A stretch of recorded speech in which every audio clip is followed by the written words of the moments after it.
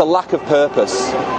So if you look at people who are, I'd say, spiritual, they have a belief in a higher power.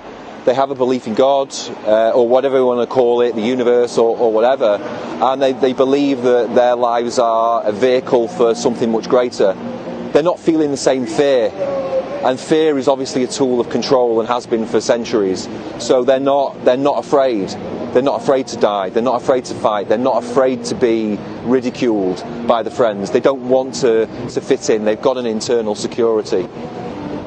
In terms of getting active, and I think people disempower themselves. I think that they think that their efforts won't have an effect, that it won't do something. What's the point? Oh, why if I do that? That's not really going to change anything anyway. They're too big. They're too powerful. But in reality, everything you do has a butterfly effect. Every small action that you do ripples out into the world, and you've no idea the impacts that you've had. When I did that long march, I may have impacted one person.